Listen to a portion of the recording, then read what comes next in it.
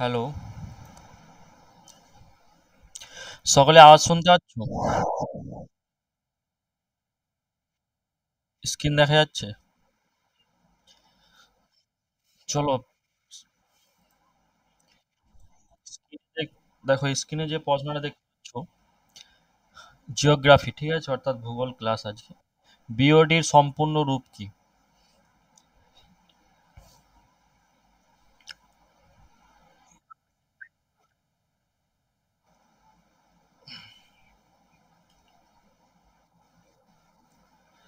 C একটা সঠিক answer. দেখো, বায়োলজিক্যাল অক্সিজেন ডিমান্ড, অথবা আমরা বলে থাকি বায়োকেমিক্যাল অক্সিজেন ডিমান্ড, ঠিক আছে। তবে এটা বলতে আমরা যেটা বুঝি, জলে উপস্থিত জৈব পদার্থ, যেমন ধরো ব্যাকটেরিয়া ও অন্যান্য অণুজীবের জলে দ্রবীভূত, যেগুলো ঠিক আছে, যেগুলো হচ্ছে জলে দ্রবীভূত, যেমন ধরো ব্যাকটেরিয়া এবং আরও অণুজীব আছে যেগুলো হচ্ছে জলে দ্রবীভূত। তারা কি না অক্সিজেনের চাহিদা এবং ক্রমহ্রাসমান অবস্থাকে বোঝানোর জন্য এগুলো কিন্তু গুরুত্বপূর্ণ ভূমিকা পালন করে। আমরা যদি এখান থেকে প্রশ্ন করি যে জৈব রাসায়নিক অক্সিজেন চাহিদা বিওডি সম্পর্কিত নিম্নলিখিত বিবৃতিগুলি বিবেচনা করুন। প্রশ্ন এই ধরনের আসতে পারে, যেমন অপশান এতে থাকবে দূষিত জলে পরিষ্কার জলের চেয়ে কম বিওডি থাকে, এবং এর পরবর্তী হচ্ছে এটি রাসায়নিক এবং জৈব দূষণকারীর একটি পরিমাপ, ঠিক আছে।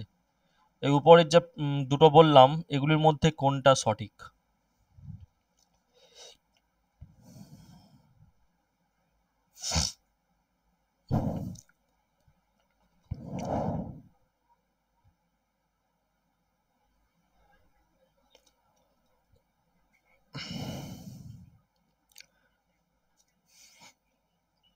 প্রশ্নটি নোট করেন, আরেকবার বলছি।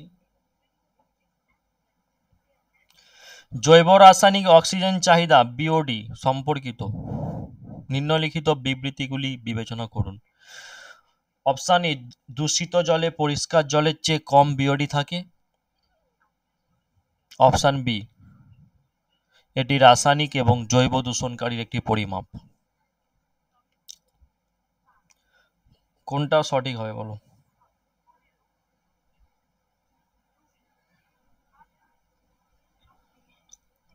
দেখো, এই দুটোর মধ্যে কোন দূষিত জলে পরিষ্কার জলের চেয়ে কম বিওডি থাকে, এবং বিয়েরটা হচ্ছে এটি রাসায়নিক এবং জৈব দূষণকারীর একটি পরিমাপ।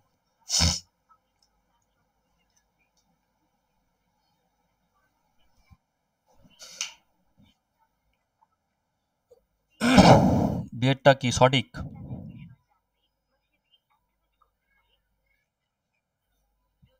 কোনোটাই সঠিক নয়।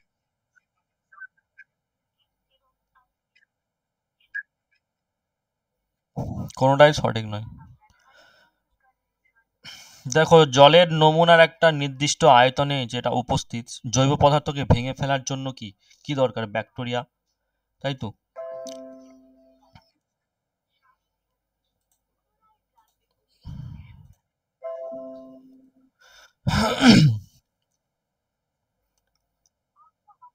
আচ্ছা, বিশুদ্ধ জলের বিওডির মান কত? বিশুদ্ধ জলের বিওডির মান কত? কারো জানা আছে? মাইক্রোফোন অফ করে দাও। বিশুদ্ধ জলে বিওডির মান কত? বিশুদ্ধ জলের বিওডির মান হচ্ছে 5 ppm। এটা হচ্ছে বিশুদ্ধ জলে বিওডির মান। এর কম এর কম যেখানে অত্যন্ত দূষিত জলের বিওডির মান, ঠিক আছে। আমরা বিশুদ্ধ জলের মান দেখলাম 5 ppm, দূষিত জলের মান হচ্ছে, ঠিক হলো, 17 ppm, সেটি।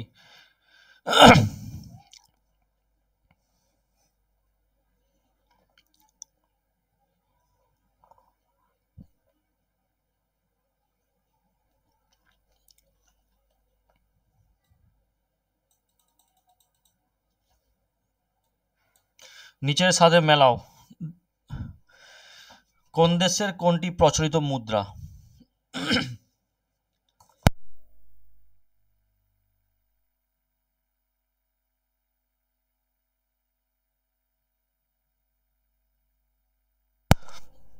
মুদ্রা জানো তো? মুদ্রার লিস্ট পেয়েছো? কোন দেশের কোন মুদ্রা?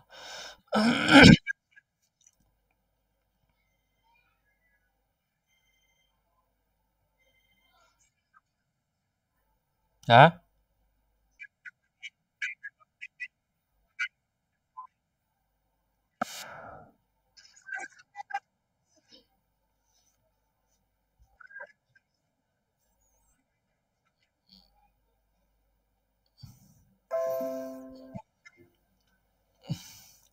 কোনটা কনফার্ম? কনফার্ম বলো সকলে। মুদ্রা থেকে তো কি কি দিয়েছে? বাংলাদেশ, পাকিস্তান, ভারত, শ্রীলঙ্কা, তাই তো? সরি, বাংলাদেশ, মায়ানমার, মালদ্বীপ আর ভুটান দিয়েছে। আচ্ছা, বাংলাদেশের মুদ্রা কি?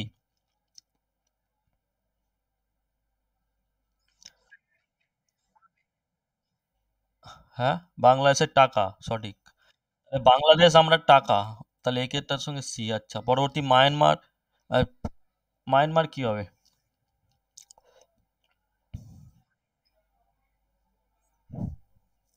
হুম,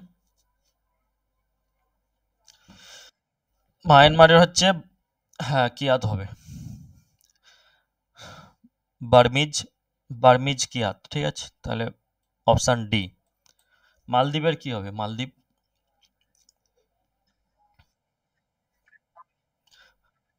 মালদ্বীপিয়ান রুফিয়া। ভুটানের তাহলে কি হবে? এনগুল ট্রাম, তাই তো? তাহলে কোনটা সঠিক মনে হচ্ছে? কোনটা সঠিক হচ্ছে? সিয়েরটা। তাহলে আমরা যদি বলি পাকিস্তানের মুদ্রার নাম কি?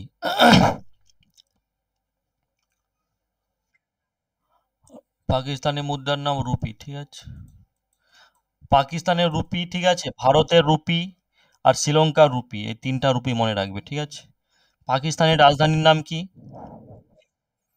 পাকিস্তানের রাজধানীর নাম কি? ইসলামাবাদ, তাই তো? ইসলা- হ্যাঁ, ইসলামাবাদ। শ্রীলঙ্কার রাজধানীর নাম কি?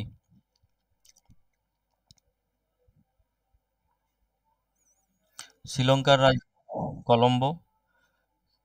চলো।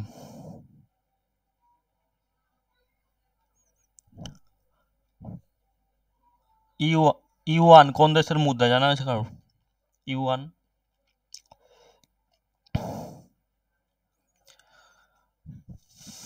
জানা আছে কারোর? ইউয়ান কোন দেশের মুদ্রা?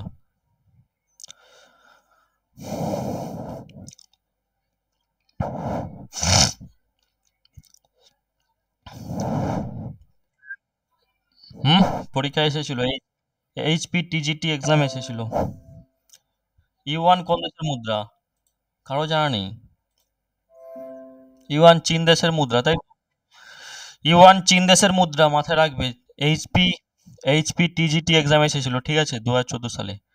তাহলে আমরা ইউয়ান কি একটা গণপ্রজাতন্ত্রী চীনের এটা সরকারি মুদ্রা, ঠিক আছে। এটা হচ্ছে সরকারি চীনের সরকারি মুদ্রা।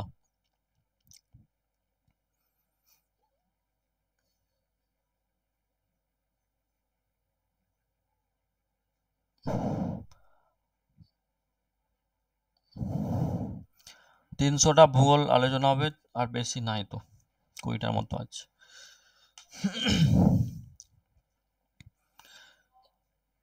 আচ্ছা, এই মুদ্রাটি আরো কি নামে পরিচিত? এই যে ইউয়ান, যেটা হচ্ছে চীনের সরকারি মুদ্রা, এটি হচ্ছে রেনমিনবি নামে পরিচিত, ঠিক আছে, রেনমিনবি। আর একটি নাম আছে রেনমিনবি, ঠিক আছে, যেটা হচ্ছে জনগণের মুদ্রা, ঠিক আছে। আচ্ছা, চীনের রাজধানীর নাম কি?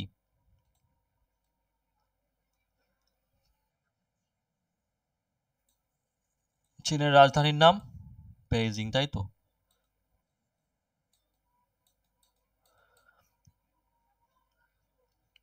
রাশিয়ার মুদ্রার নাম কি?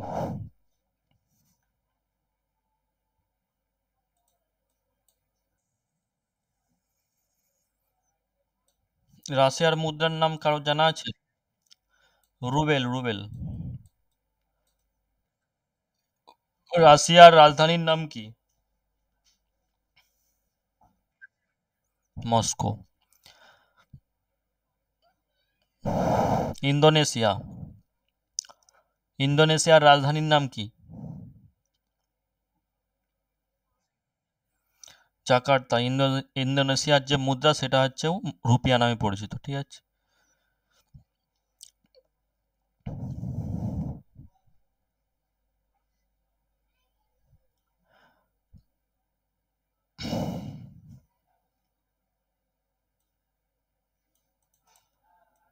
নিচের কোন গ্রহটি পৃথিবীর যমজ নামে পরিচিত?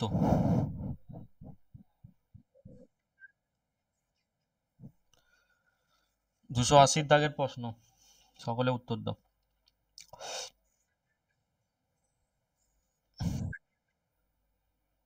শুক্র।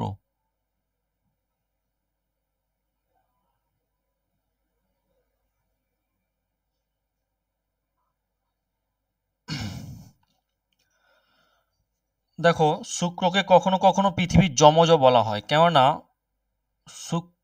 শুক্র এবং পৃথিবী প্রায় একই একই আকৃতির এই দুটো, ঠিক আছে।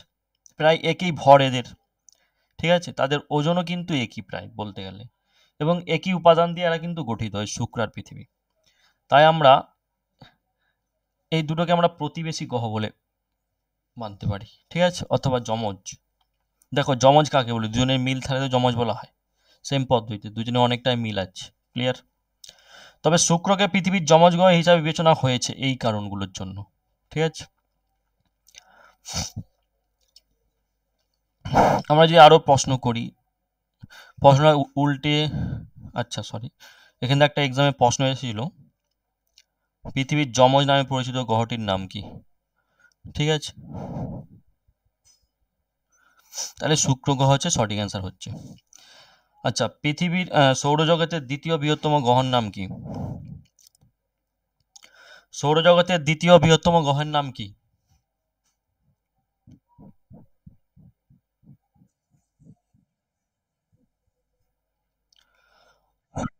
শনি ইজ দ্য রাইট অ্যান্সার। সৌরজগতের দ্বিতীয় বৃহত্তম গ্রহ হচ্ছে শনি, ঠিক আছে, মাথায় রাখবে।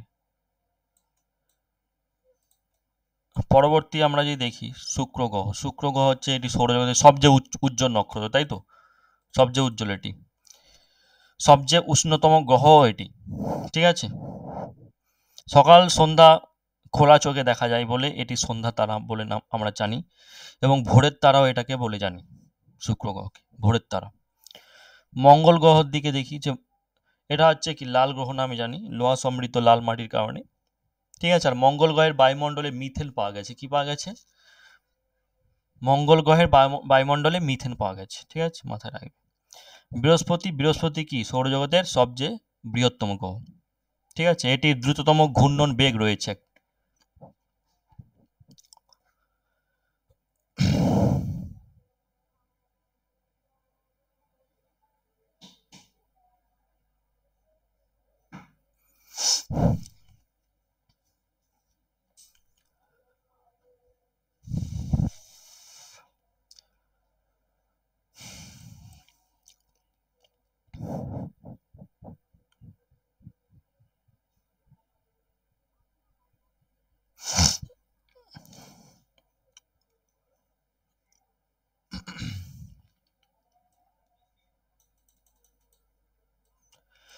ভারতে কোন ধরনের বনভূমি সবচেয়ে বেশি বিস্তৃত?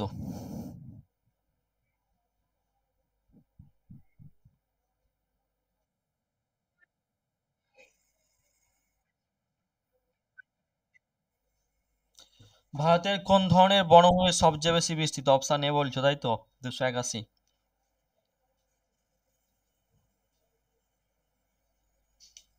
No no no, option A হবে না। হুম, অপশন বি।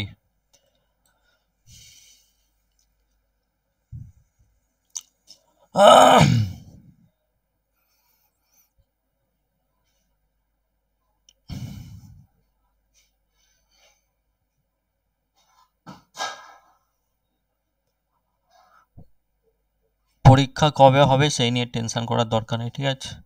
তোমরা তোমাদের পড়ায় এগিয়ে যাও।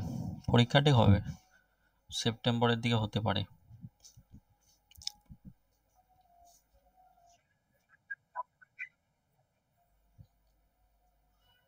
এক সপ্তাহ পর ক্লিয়ার হয়ে যাবে বিষয়টা।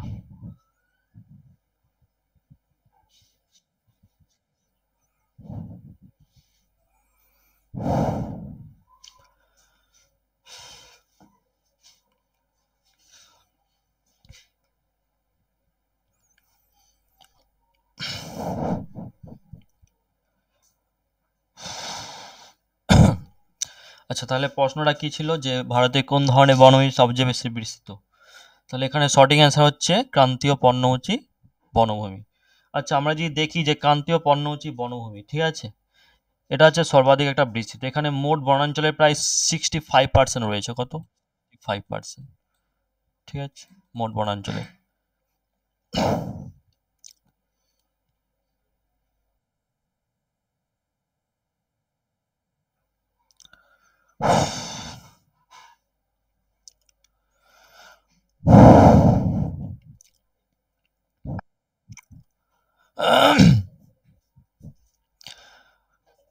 আচ্ছা, আমরা যদি দেখি যে ক্রান্তীয় পর্ণমোচী অরণ্য, এটা হচ্ছে ভারতের সবচেয়ে একটা বিস্তৃত অরণ্য, ঠিক আছে, ক্রান্তীয় পর্ণমোচী বনভূমি যাকে বলা হয়।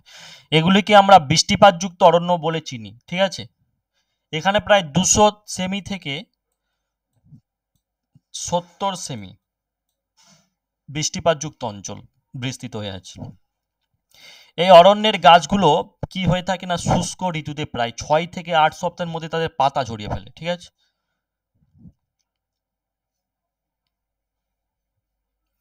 আমরা যদি আর REET level level 2 social science exam লক্ষ্য করো, সেখানে প্রশ্ন এমনটা এসেছিল যে ভারতের সবচেয়ে বিস্তৃত অরণ্য কোনটি? কোনটা হবে? সেম ক্রান্তীয় পর্ণমোচী বনভূমি বা ক্রান্তীয় পর্ণমোচী অরণ্য।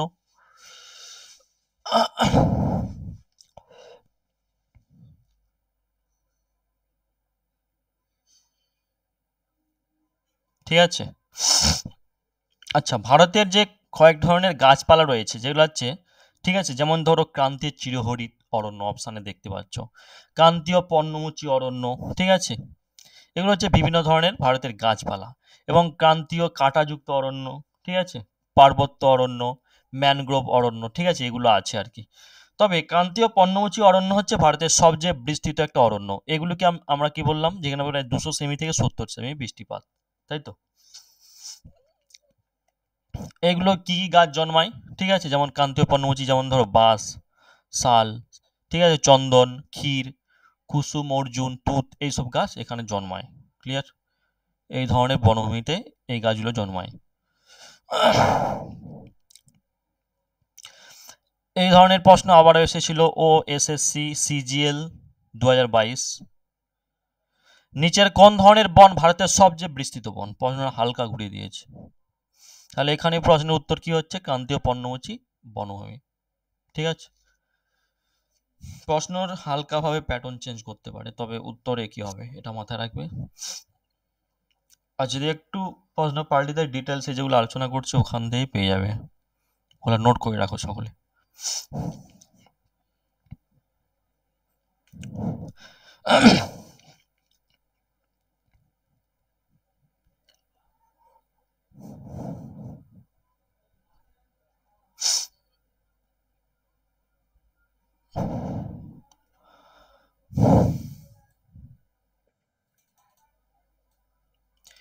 হিমালয়ের যে অংশটি শতদ্র, ঠিক আছে, এবং কালী নদীর মাঝখানে অবস্থিত তা ড্যাশ নামে পরিচিত?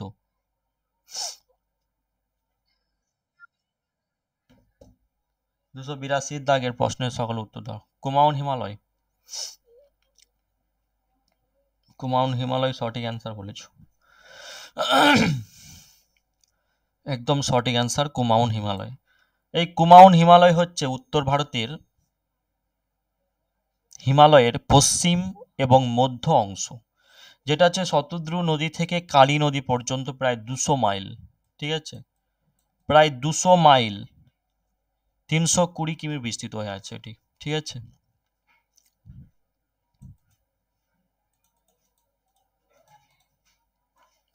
পাকিস্তান এবং ভারতের মধ্যে থর এক্সপ্রেসে যাতায়াতকারী যাত্রীদের অভিবাসন ও বহিঃশুল্কের জন্য কোন রেলওয়ে স্টেশন ব্যবহার করা হয়?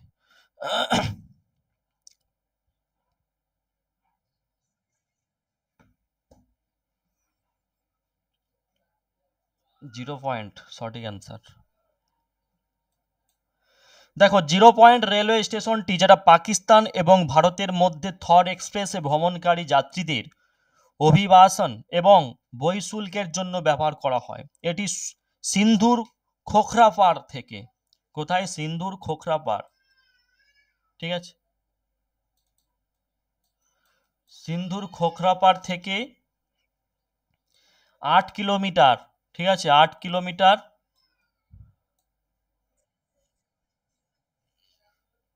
সরি স্ক্রিন দেখা যাচ্ছে না।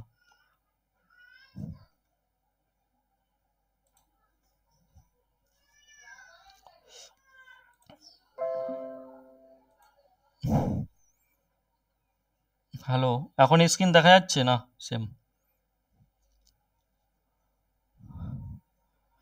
এখন কি স্ক্রিন দেখা যাচ্ছে?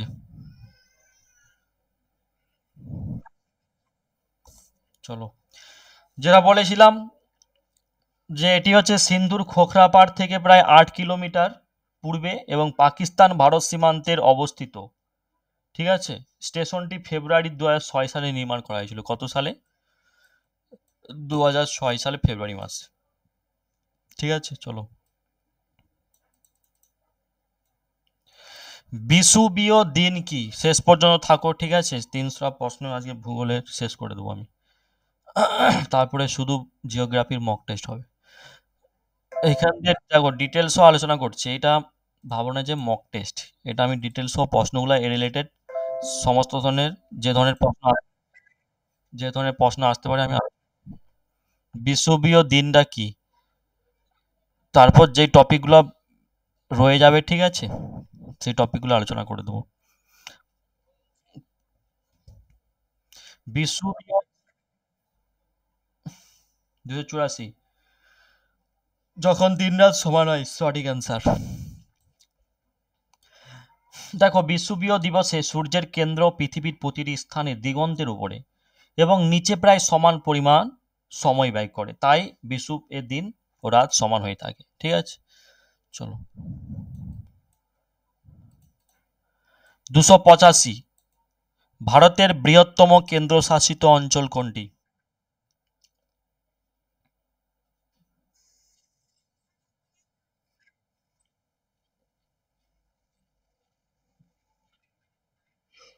আন্দামান নিকোবর, সঠিক অ্যান্সার। আচ্ছা, বৃহত্তম আর ক্ষুদ্রতম কোনটা হবে? ক্ষুদ্রতম, ক্ষুদ্রতম কি হবে? গোয়া? না না, লাক্ষাদ্বীপ।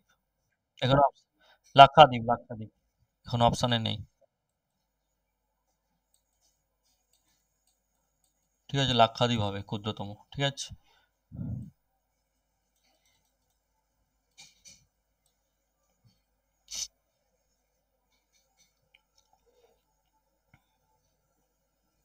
নাসিক কোন নদীর তীরে অবস্থিত?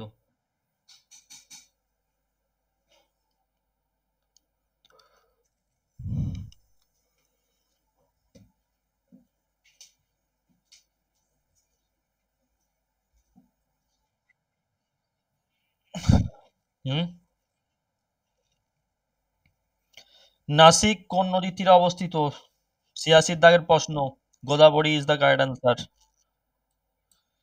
দেখো নাসিক ভারতের মহারাষ্ট্রের উত্তর পশ্চিম, ঠিক আছে, নাসিক ভারতের মহারাষ্ট্রের উত্তর পশ্চিম অঞ্চলের একটা প্রাচীন পবিত্র শহর এই নাসিক শহরটি, ঠিক আছে। এটি গোদাবরী নদী, যেটি হচ্ছে দক্ষিণের গঙ্গা বলি গোদাবরীকে, তাই তো। এটি নাসিক হিন্দু তীর্থস্থানগুলির মধ্যে একটি অন্যতম, হিন্দুদের তীর্থস্থান, ঠিক আছে, নাসিক। এখানে কুম্ভ মেলা যে হয় না, কুম্ভ মেলা, যা প্রতি 12 বছরে অনুষ্ঠিত হয়, এই কুম্ভ মেলা, ঠিক আছে।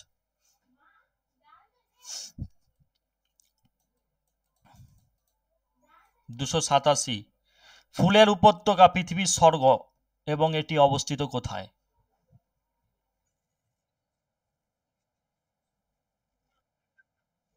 No, no, no. উত্তরাখণ্ড সঠিক অ্যান্সার। দেখো, চামোলি জেলা, চামোলি, ঠিক আছে? চামোলি জেলা উত্তরাখণ্ড এবং এই ফুলের উপত্যকা যেটা হচ্ছে 87 বর্গ কিমি অঞ্চল জুড়ে আছে। ঠিক আছে? এটি পৃথিবীর স্বর্গ এবং পূর্ব পশ্চিম হিমালয় এবং জান্সকার রেঞ্জের রূপান্তর পয়েন্ট হয়ে অবস্থিত। ঠিক আছে? এটাও মাথায় রাখবে, জান্সকার, বড়কের জায়গা দন্ত নয় দন্ত বানানটা লিখে নাও, জান্সকার। ঠিক আছে? জান্সকার রেঞ্জের রূপান্তর পয়েন্টে অবস্থিত এটি, ফুলের উপত্যকা। গ্রিন হাউস এফেক্ট কি?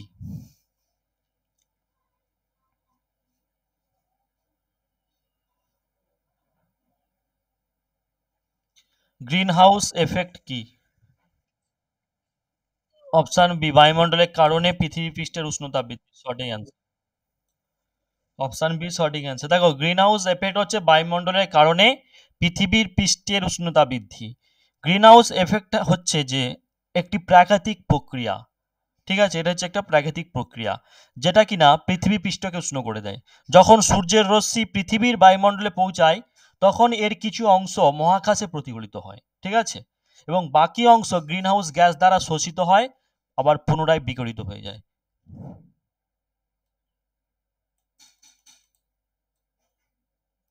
289, ভারতের দীর্ঘতম রেলওয়ে প্ল্যাটফর্ম।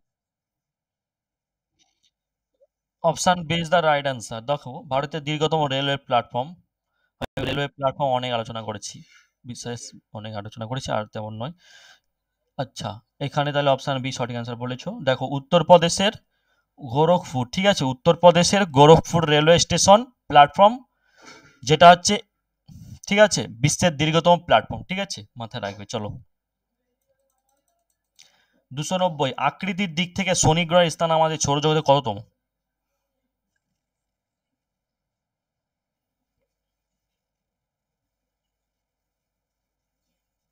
দ্বিতীয়।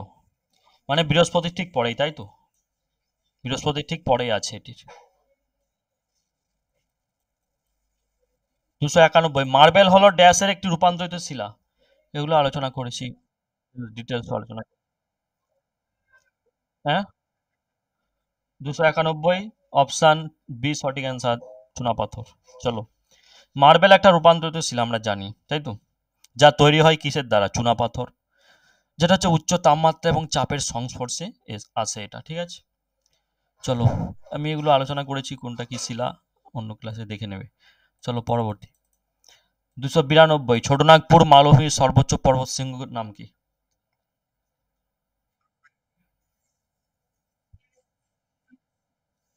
ছোটনাগপুর মালভূমির সর্বোচ্চ পর্বত শৃঙ্গের নাম, যারা বলেছে অপশন সি সঠিক অ্যান্সার।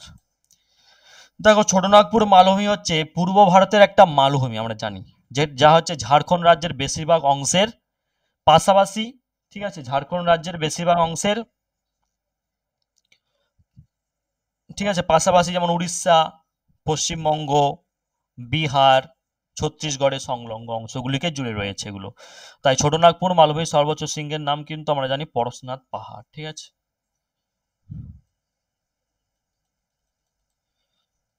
সুন্দরবন টাইগার রিজার্ভ কোন রাজ্যে অবস্থিত? টাইগার রিজার্ভ গুলো দিয়েছি, দেখে নেবে। ঠিক আছে, কোন কোথায়, অবশ্যই টপিক অনুযায়ী দেওয়া হচ্ছে। 293 দাগের প্রশ্নের পশ্চিমবঙ্গ সঠিক অ্যান্সার। দেখো, সুন্দরবন জাতীয় উদ্যান হচ্ছে ভারতের পশ্চিমবঙ্গ সুন্দরবন বদ্বীপে অবস্থিত এটি, একটি বিশ্ব ঐতিহ্যবাহী স্থান এটি, বাঘ্র সংরক্ষণ এবং বায়োস্ফিয়ার সংরক্ষণের কেন্দ্র এটি। ঠিক আছে? এগুলো আরো ডিটেলস আলোচনা করা হয়েছে, সেই বিষয়ে আলোচনা নয়। পরবর্তী প্রশ্ন, 294, পৃথিবীর আনুমানিক পরিধি কত?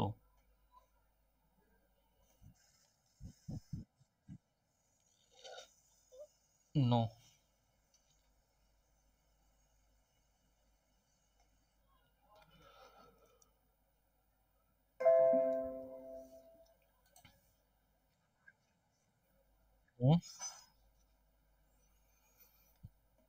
কি বলছো?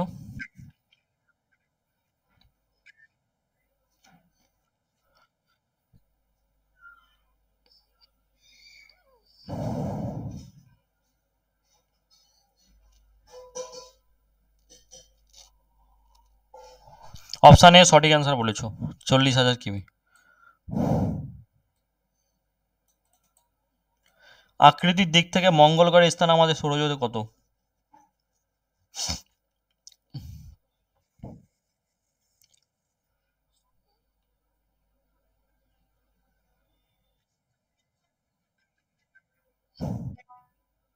হুম, আকৃতির দিক থেকে মঙ্গল গ্রহের স্থান আমাদের কত? 5। 7 নম্বর অপশান সি যারা বলেছে সঠিক অ্যান্সার। দেখো মঙ্গল হচ্ছে আমাদের সৌরজগতের সপ্তমতম একটা গ্রহ। মঙ্গল গ্রহ হচ্ছে সূর্য থেকে চতুর্থ এবং সপ্তম বৃহত্তম গ্রহ। মঙ্গলকে লাল গ্রহ বলে থাকি আমরা। ঠিক আছে, চলো পরবর্তী। নিচের কোন অঞ্চলটি ক্রান্তীয় চিরহরিৎ বনভূমি দ্বারা আচ্ছাদিত?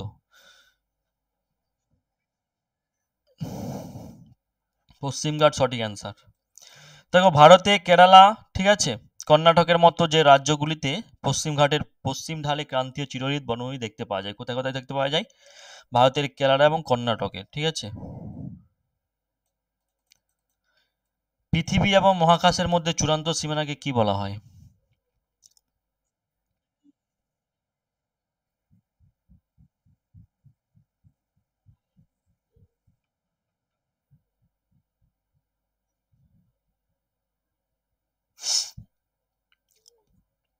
তাড়াতাড়ি সকলে উত্তর দাও। 297 দাগের অপশন ডি যারা বলেছে Karman line is the right answer. Karman line, কে বলেছিলে কারমান লাইন? কে বলেছিলে?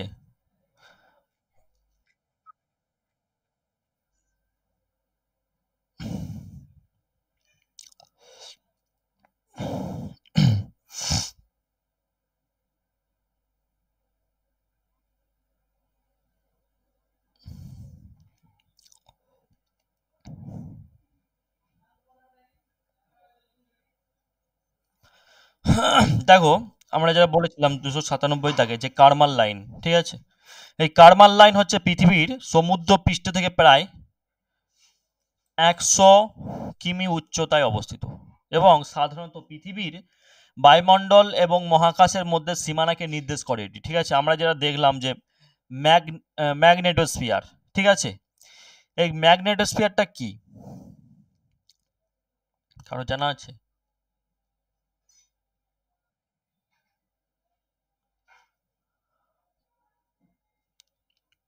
অপশন এতে দেখো ম্যাগনেটোস্ফিয়ার।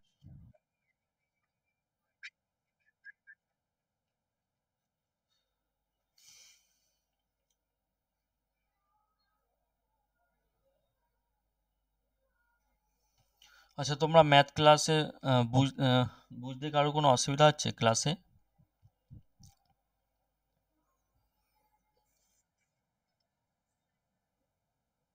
বলি পরিমিতি ক্লাসটা ক্লিয়ার হয়েছে?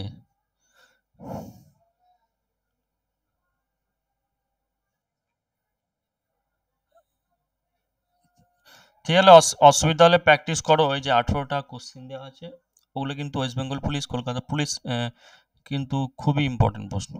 প্র্যাকটিস করো, আশা করছি ওখান থেকে পেয়ে যাবে। চলো, পৃথিবী এবং মহাকাশের মধ্যে চূড়ান্ত সীমানাকে কি বলা হয়? তাহলে কার্বন লাইন। আমরা যদি ম্যাগনেটোস্ফিয়ার দেখি, দেখো আমরা এক্সোস্ফিয়ার জানি। এক্সোস্ফিয়ারের স্তরের ওপরের পৃথিবীর যে বায়ুমণ্ডল বেষ্টনকারী চুম্বক ক্ষেত্রটি হচ্ছে কি ম্যাগনেটোস্ফিয়ার স্তর। কি বললাম?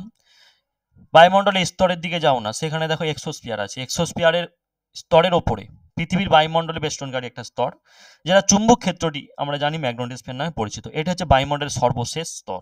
ঠিক আছে, এই ম্যাগনেটোস্ফিয়ার হচ্ছে কি বায়ুমণ্ডলের একটি সর্বশেষ স্তর। ক্লিয়ার?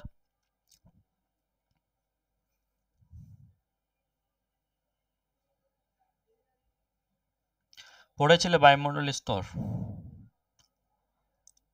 হ্যালো, কে কে পড়েছো বায়ুমণ্ডলের স্তর চ্যাপ্টারটি?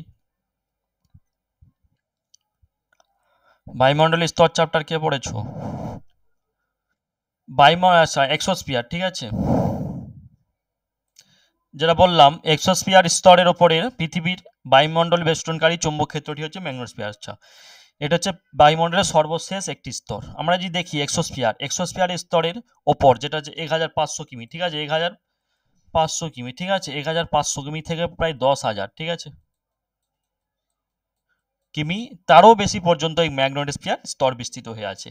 এই স্তরটি ইলেকট্রন এবং প্রোটন দ্বারা কিন্তু গঠিত হয়ে থাকে। এই ম্যাগনেটোস্ফিয়ার স্তরটি কি দ্বারা গঠিত? ইলেকট্রন এবং প্রোটন, ঠিক আছে। এই স্তরের জন্য পৃথিবীর বায়ুমণ্ডলের আয়নিত কণার উপস্থিতি নিয়ন্ত্রণ করতে থাকে। আমরা যদি সৌরবার্তা, ঠিক আছে, সোলার ওয়েন্ড, ঠিক আছে, সৌরবার্তা, ঠিক আছে, এই সৌরবার্তা থেকে নির্গত ইলেকট্রন এবং প্রোটনের প্রভাবে এই স্তরে একটা স্থায়ী চুম্বকীয় ক্ষেত্রের সৃষ্টি হয়ে গেছে, ঠিক আছে। তাই এই স্তরের নাম হয়েছে ম্যাগনেটোস্ফিয়ার। এটি হচ্ছে পৃথিবীর বায়ুমণ্ডলের শেষ সীমা। এই স্তরটি ধীরে ধীরে বায়ুশূন্য হয়ে মহাকাশ শূন্য অর্থাৎ মহাশূন্যে বিলীন হয়ে যাচ্ছে, ঠিক আছে, শেষ পর্যন্ত এই স্তরকে দেখাই যাবে না, বলতে গেলে বিলীন হয়ে যাচ্ছে আস্তে আস্তে। আচ্ছা, এটা বুঝতে পেরেছো ম্যাগনেটোস্ফিয়ার। পরবর্তী দেখো আয়নোস্ফিয়ার। আয়নোস্ফিয়ার সম্পর্কে কি কিছু জানো?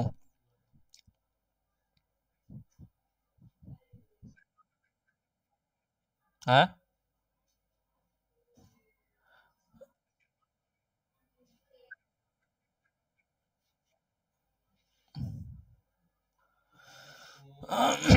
আচ্ছা, আমরা আয়নোস্ফিয়ারের অপর নাম কি কেউ জানো? আয়নোস্ফিয়ার হচ্ছে পৃথিবীর ওপরের বায়ুমণ্ডল। দেখো আয়নোস্ফিয়ারটির আলোচনা করে দিই। বায়ুমণ্ডলের স্তর তো আলোচনা বারবার প্রতিটা ক্লাসেই, ভূগোল আলোচনা হলেই তো হয় বায়ুমণ্ডলের স্তর, তারপরেও অনেকে পারছো না।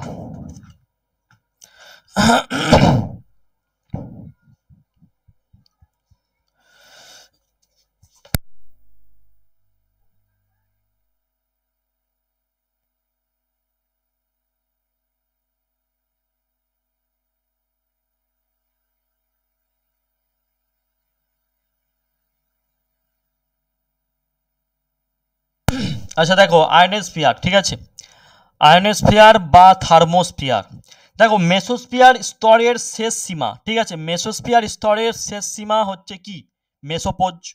আর এই মেসোপোজের উপরে প্রায়, এই মেসোপোজের উপরে প্রায়, ঠিক আছে, 500 কিমি উচ্চতা পর্যন্ত বিস্তৃত বায়ুমণ্ডলের স্তরকে আমরা আয়নোস্ফিয়ার বলবো। এই স্তরে গ্যাসীয় কণাগুলি তড়িৎ আধানযুক্ত এবং আয়নিত অবস্থায় থাকে বলে এই স্তরটিকে আমরা আয়নোস্ফিয়ার বলি। এখানে কি কি থাকে? আচ্ছা, আওয়াজ ক্লিয়ার শোনা যাচ্ছে সকলে? আওয়াজ কি ক্লিয়ার?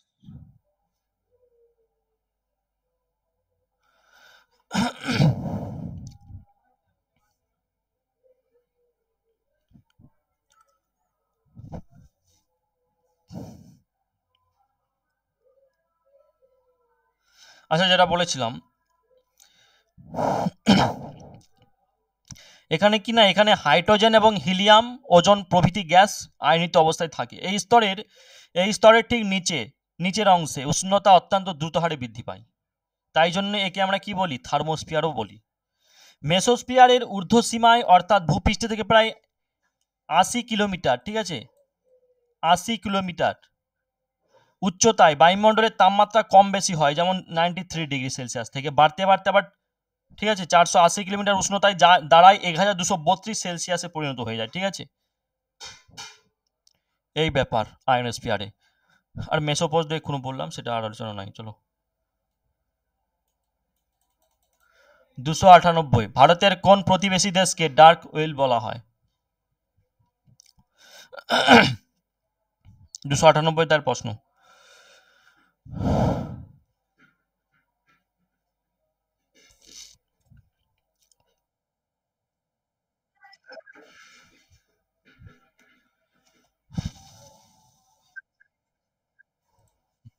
হুম, কি?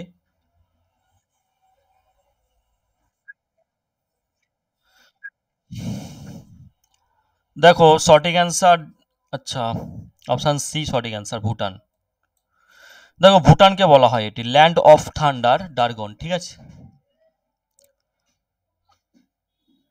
হিমালয় থেকে উপত্যকার মধ্যে দিয়ে যে প্রবল এবং বিশাল বজ্রঝড় হয়, বজ্রঝড় বয়ে যায়, সেই কারণেই Bhutan land of thunder dragon নামে পরিচিত, ঠিক আছে।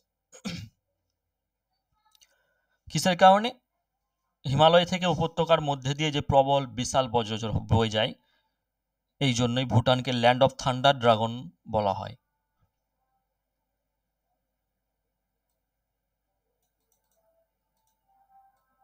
নিচের কোনটি কাল্পনিক লাইন একই স্তরের বৃষ্টিপাতের সাথে মিলিত হয়।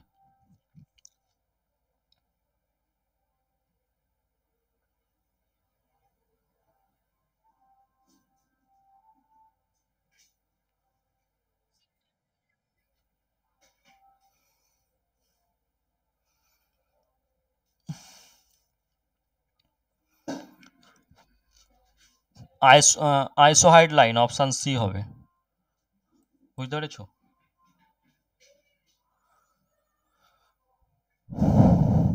আইসোহাইড লাইন, অপশান সি। দেখো, কোনো নির্দিষ্ট সময়ে পৃথিবীর যে কোনো দেশের বা ভৌগোলিক অঞ্চলের সমান বৃষ্টি বা বর্ষণ বিশিষ্ট বিভিন্ন স্থানসমূহ যুক্ত করে আবহাওয়া এবং মানচিত্রে প্রদর্শিত কাল্পনিক রেখাকে আমরা আইসোহাইড লাইন বলি। ঠিক আছে? আর কন্ট্রোল লাইনটা কি, বা আইসোবার লাইনটা কি, বা আইসোবাথ লাইনটা কি জানা আছে? আইসোবার লাইন দেখো,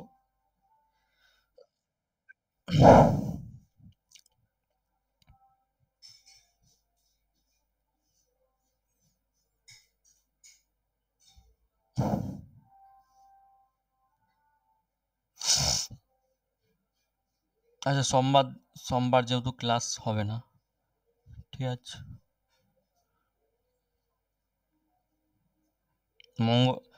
ঠিক আছে, রবিবার রুটিন দিয়ে দিয়ে দেওয়া হবে।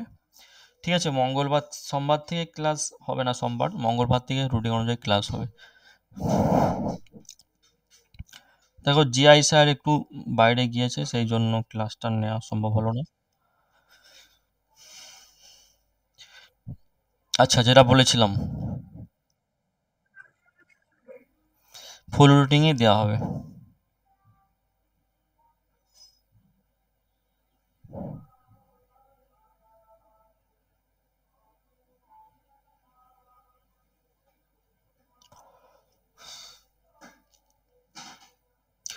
দেখো, আবহাওয়াবিদ্যায় যাও, আবহাওয়াবিদ্যায় আইসোবার যেটা, ঠিক আছে, আইসোবার একটি মানচিত্রের একটি রেখা যা একই বায়ুমণ্ডলীয় চাপের সাথে অঞ্চলগুলিকে সংযুক্ত করে এটি। ঠিক আছে, বায়ু সাধারণত আইসোবারে লম্ব হয় সবসময়। চাপের পার্থক্য দেখার সময় ধরো বাতাসের দিক এবং গতি অনুমান করা সম্ভব হয় এটি। আইসোবার ব্যবহার করা প্রথম ব্যক্তি ছিলেন আলেকজান্ডার বুকান। ঠিক আছে, এই আইসোবার ব্যবহার করেছিলেন কে? আলেকজান্ডার বুকান। ঠিক আছে, তিনি প্রথম আইসোবার ব্যবহার করেছিলেন।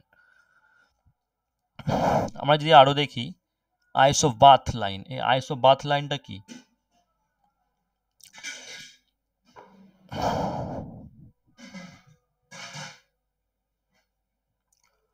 চলো, এইটা অতটা ইম্পর্টেন্ট নয়, যেটা আলোচনা, যে কন্ট্রোল লাইন, এই কন্ট্রোল লাইনটা ইম্পর্টেন্ট আছে। দেখো, এখান দিয়ে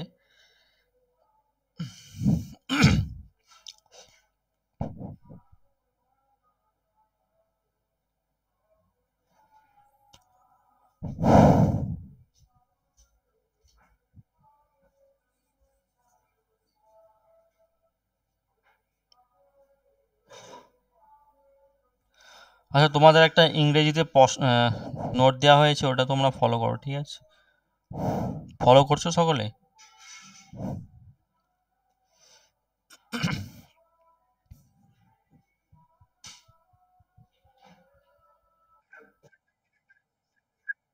হুম,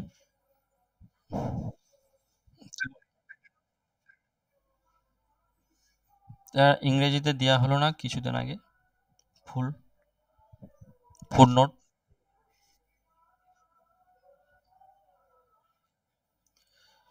আচ্ছা, দেখো, যেটা হচ্ছে কন্ট্রোল লাইন, এটা বিমান, ধরো বিমান আরও সাধারণভাবে দুটি ভেরিয়েবলের একটা ফাংশনের জন্য একটি কন্ট্রোল লাইন থাকে। ঠিক আছে, ঠিক আছে, একটা বক্ররেখা সংযোগকারী বিন্দু যেখানে ফাংশনের একেই নির্দিষ্ট মানে কাজ করে।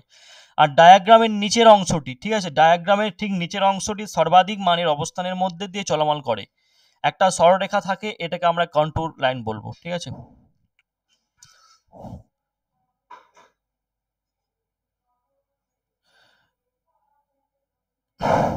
কন্ট্রোল লাইন এগুলো ক্লাস 11-এ আছে। ঠিক আছে, ক্লাস 11 ক্লাস 9 চ্যাপ্টার খুলবে পেয়ে যাবে, বই ফলো করবে, ঠিক আছে।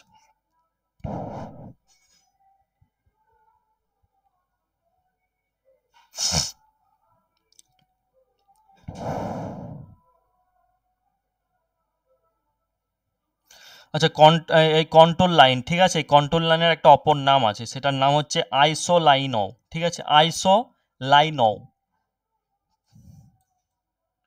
এর অপর নাম কি? আইসোলাইনও,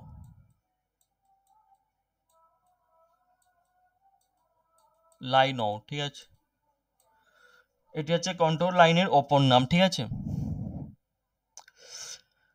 আচ্ছা, কন্ট্রোল লাইন কি দিয়ে পরিমাপ করা হয়? দেখো, এই কন্ট্রোল লাইনগুলি সমান উচ্চতায় এলাকায় যোগ দেয়। একটি অর্ডিন্যান্স সার্ভে ওএস মানচিত্রে কমলা রঙে দেখানো হয়ে থাকে এটি, ঠিক আছে, কমলা রঙে। কন্ট্রোল লাইন রেখা যেটার সংখ্যাটি সমুদ্রপৃষ্ঠ থেকে মিটারে উচ্চতা দেখায়, ঠিক আছে। কন্ট্যুরগুলির মধ্যে ব্যবধান সাধারণত 5 মিটার হয়ে থাকে, ঠিক আছে, ব্যবধান 5 মিটার হয় এই লাইনগুলো।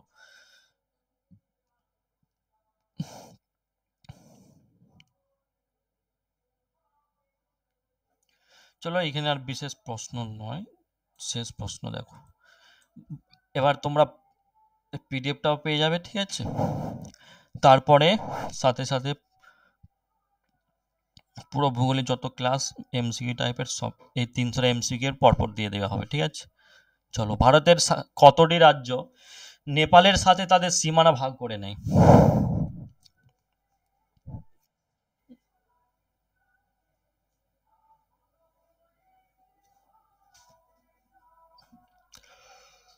ভারতের কতটি রাজ্য নেপালের সাথে তাদের সীমানা ভাগ করে নেয়? 5টি সঠিক অ্যান্সার। দেখো, ভারতের 5টি রাজ্য নেপালের সাথে তাদের সীমানা ভাগ করে নিয়েছে। নেপালের সাথে সীমান্ত স্পর্শ করা ভারতের রাজ্যগুলির নাম কি? কারো জানা আছে নামগুলো 5টি?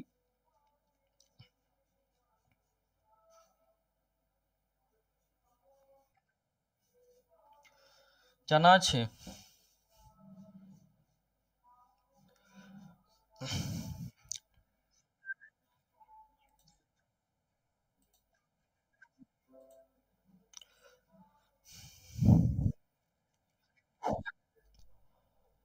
বিহার, ঠিক আছে, বিহার, উত্তরপ্রদেশ, উত্তরাখণ্ড, পশ্চিমবঙ্গ, সিকিম, ঠিক আছে। চলো, 300টা ভূগোল থেকে কভার করা, এরপর যেগুলো বাকি থাকবে টপিক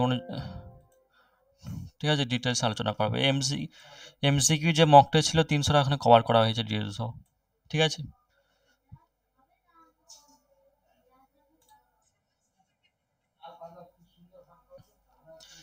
হিস্ট্রিও ক্লিয়ার করে দেওয়া হবে, ভূগোল শেষ, ভূগোল এখন আর হচ্ছে না তেমন। যেগুলো বাকি থাকবে সেগুলো নোট, এবং যে টপিকগুলো বাকি থাকবে ক্লাস, তেমন কিছু জটিল হলে টপিক ক্লাস নিয়ে আনা হবে, ঠিক আছে। তারপর হিস্ট্রি শেষ করে দেওয়া হবে, তারপর জেনারেল সায়েন্স ধাপে ধাপে শেষ হয়ে যাবে, ঠিক আছে।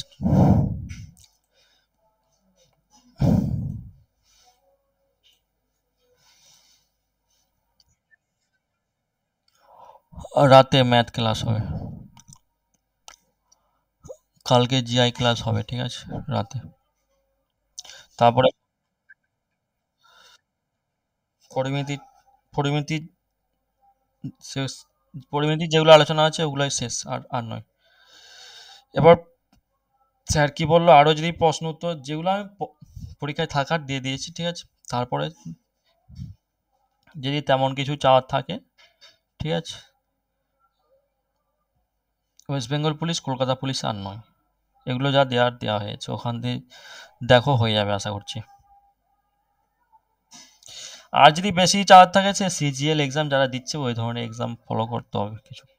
এখান থেকে West Bengal police, Kolkata police অতটা থাকে না, যেগুলো আলোচনা হয়ে গিয়েছে। আশা করছি ওগুলো প্র্যাকটিস করবে।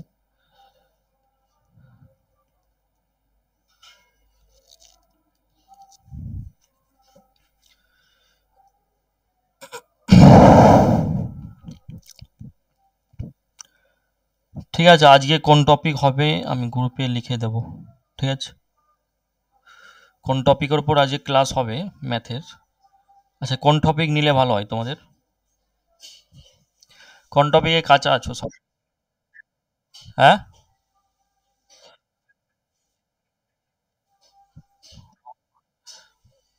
অংশীদারি কারবার।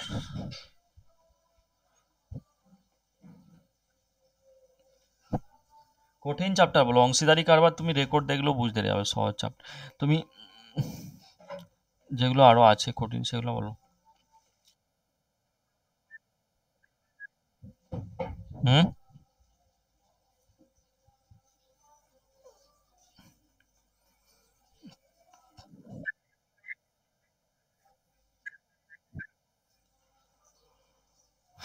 দেখো তোমাদের ওয়েস্ট বেঙ্গল পুলিশের সিলেবাসে তোমরা দেখো, এখানে তোমরা ম্যাথের যেগুলো আছে, ঠিক আছে, সিলেবাস, ম্যাথের যে সিলেবাসগুলো আছে আমরা দেখেছি যে নৌকা স্রোত, এইখান থেকে কিন্তু প্রশ্ন থাকে। নৌকা, নৌকার স্রোত, ঠিক আছে, অনুকূল প্রতিকূলের এইখান দিয়ে প্রশ্ন থাকে, ঠিক আছে। তারপর থাকে সরল সুদ, ঠিক আছে, সরল সুদ থেকে প্রশ্ন থাকে, ঠিক আছে। সময় থেকে প্রশ্ন থাকে। এগুলো তোমরা এগুলো কভার করতে পারবে, ঠিক আছে। বর্গকারের যোগ থেকে থাকে, ঠিক আছে, এগুলো থাকে আর কি। বর্গ থেকে প্রশ্ন থাকে। যেমন ধরো তোমরা একটা লক্ষ্য করো, সরল সুদ থেকে, সরল সুদের যদি আসল পি হয়, সময় টি হয় এবং সুদের হার আর হয়, এভাবে তোমরা বার করবে। আর সুদ আসল এ হয়, তাহলে সুদের পরিমাণ পি আর টি বাই 100। তাহলে আসল কত? 100 গুণিত সুদ মাইনাস আসল, ঠিক আছে। এভাবে সরল সুদের অঙ্কে নৌকার গতিশোধে যেটা, যদি নৌকার গতিশোধের অনুকূলে যদি ঘন্টায় 10 কিমি এবং স্রোতের প্রতিকূলে যদি 2 কিমি, স্রোতের বেগ কত হবে? এই ধরনের যদি প্রশ্ন থাকে, এই ধরনের হামেশাই প্রশ্ন থাকে। নৌকার গতি স্রোতের অনুকূলে ঘন্টায় 10 কিমি এবং স্রোতের প্রতিকূলে 2 কিমি, ঠিক আছে, স্রোতের বেগ কত হবে? তাহলে কি টেকনিক ফলো করবে? এখানে স্রোতের বেগ কত? স্রোতের অনুকূলের নৌকার বেগ হচ্ছে স্রোতের প্রতিকূলের নৌকার বেগ। এই দুটোই কি করবে? মাইনাস করে দেবে, ঠিক আছে। তাহলে 10 থেকে 2 মাইনাস করলে আমরা বেরিয়ে যাবে, সরি, এক্ষেত্রে কি করবে তোমরা? স্রোতের অনুকূলে নৌকার বেগ মাইনাস স্রোতের প্রতিকূলে নৌকার বেগ, ঠিক আছে। এই দুটো 10 থেকে 10 বিয়োগ করো, সেক্ষেত্রে উত্তর কত হবে? 8, তাই তো? 8 হবে তো। এবার বাই 2, আমরা যদি 2 থেকে ওই বাই 2 অর্থাৎ ভাগ করতে হবে 2, ঠিক আছে, 2 থেকে ভাগ করি, 2 থেকে ভাগ করি, ঠিক আছে, 8কে 2 4 8, তাহলে 4 কিমি উত্তর হবে। এভাবে করবে। আরো প্রশ্ন হতে পারে যে একটা নৌকা স্রোতের অনুকূল ঘন্টায় 8 কিমি এবং স্রোতের প্রতিকূলে ঘন্টায় 4 কিমি যায়, তাহলে নৌকার বেগ কত হবে? কত উত্তর হবে? তাড়াতাড়ি দাও। একটি নৌকা কত উত্তর হবে?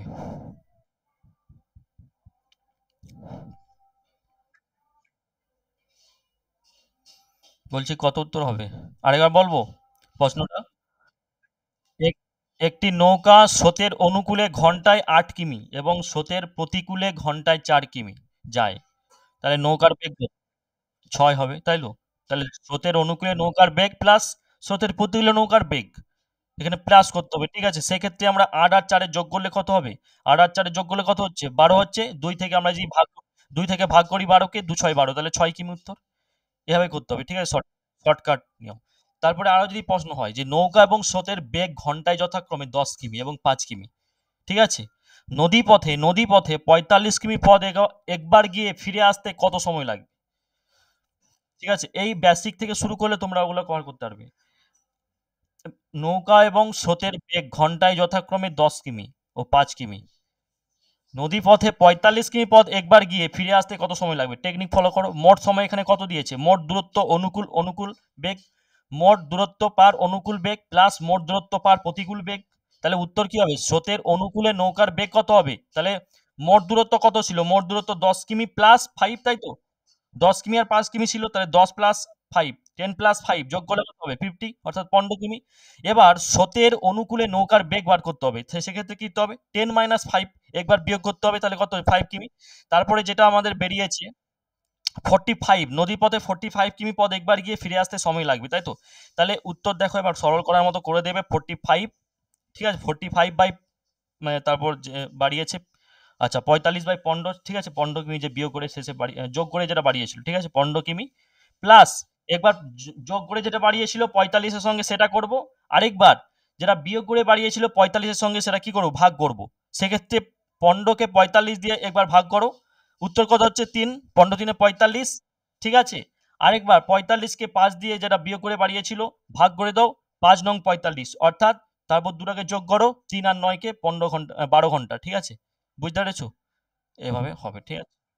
চলো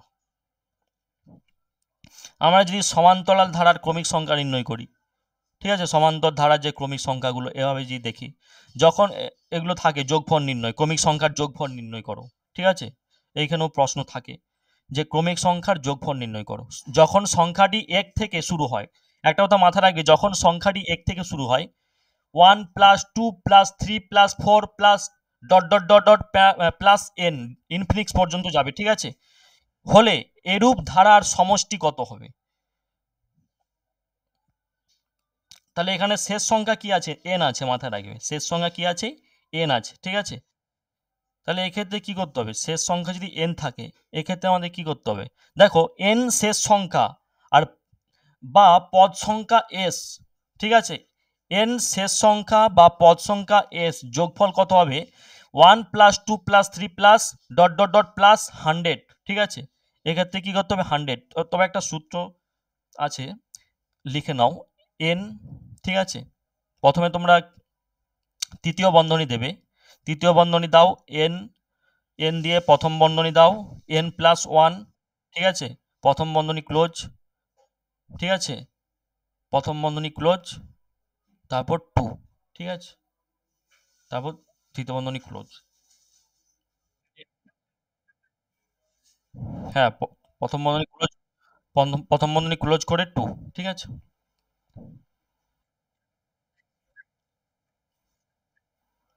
এক্ষেত্রে এন শেষ সংখ্যা আর পদ সংখ্যা এস যোগফল, তাই তো? তাহলে প্রশ্ন 1 plus 2 plus 3 plus dot dot dot plus 100 সমান জিজ্ঞাসা চিহ্ন। এখানে এন মানে 100, ঠিক আছে? তাহলে সমাধান কি করব আমরা, বলো? ওই সূত্র সাহায্যে সমাধান করতে হবে আমাদের। তাহলে আমাদের কি করতে হবে, আমাদের কি করতে হবে, এন বলেছে এন মানে 100, তাহলে প্রথমে 100 লিখে দাও, তারপর যেভাবে আছে সেভাবে করে দাও, যেভাবে আছে সেভাবে করে দাও। তৃতীয় বন্ধনী শুরু করো, 100 দাও, আবার 100 দেওয়ার পর প্রথম বন্ধনী শুরু করো, আবার এন বলেছে এন প্লাস 1 বলেছে, এন মানে কি আমরা জানি, এন মানে কি বলেছি 100, তাহলে 100 প্লাস 1 আছে 1 দাও, প্রথম বন্ধনী ক্লোজ করো, ঠিক আছে? তারপর যেরকম আছে বলেছিলাম 2 2 দেবে, তারপর তৃতীয় বন্ধনী ক্লোজ করবে, এবার সরল করার মতো করে দাও। আচ্ছা, আমরা যদি 100 রাখি, ঠিক আছে? 100 আমরা প্রথমে কাজ কি করবো, 101, তাহলে 101 এর সঙ্গে সরি 100 সঙ্গে 1 যদি যোগ করি 101 হবে, তাই তো? আচ্ছা, এখানে যদি 100 দেই 101 হয়, ঠিক আছে? আমাদের যদি বন্ধনী তুলে দেই, এখানে কিছু নেই মানে কি, 100 সঙ্গে গুণ করতে হবে 101 কে, 100 সঙ্গে 101 গুণ করলে কত হবে,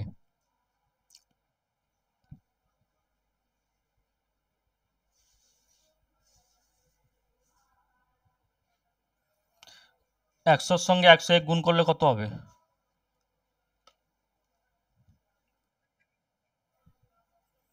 10,100, তাই তো?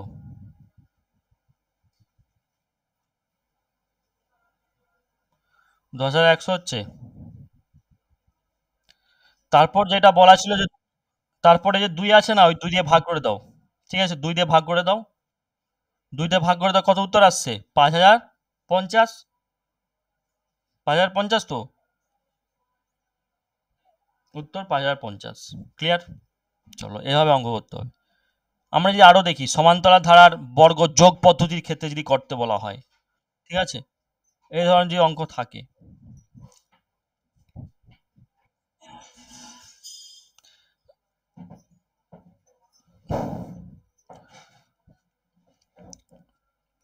ঠিক আছে? তোমরা এগুলো ফলো করবে, আমি আর ডিটেলস আলোচনা করছি না, যেগুলো আরো আছে।